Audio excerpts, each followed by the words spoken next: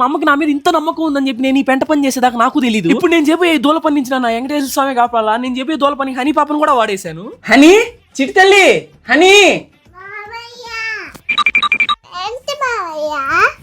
నువ్వు ఏం చేస్తావంటే అమ్మమ్మ దగ్గరికి వెళ్ళి హనీ పాపతో నైస్ గా మాట్లాడుతా వెనకైతే మైక్ ఫిక్స్ చేసేసాను. మామయ్య ఎవరితో ఫోన్ లో మాట్లాడుతున్నారు మా, నేను ఎవరు అని అడిగితే అత్తమ్మతో మాట్లాడుతున్నాను అని చెప్తున్నాడు అని చెప్పు. ఏం చెప్తావు? మామయ్య ఫోన్ లో ఎవరితో మాట్లాడుతున్నారంటే అర్థంతో మాట్లాడుతున్నారు అని చెప్తా. నేనైతే హనీ పాపకి ఏం చెప్పాను, యాజ్ టీజ్ గా మా అమ్మ దగ్గరికి వెళ్ళి అదే చెప్పేసింది. అదంతా అయిన తర్వాత మా అమ్మ రియాక్షన్ చూడండి. నాకు చెప్పాను చెప్పగలకు నీకు ఇంకా 2-3 కిండర్ జాయ్ చేస్తా. సరిపోయింది. నీట్ గా కెమెరా సెటప్ చేసి మన వంతు ప్రయత్నంగా మనం కూడా అమ్మని గెలికేసాం. కొత్త జిమ్ జాయిన్ అవ్వాలి అర్జెంట్ గా.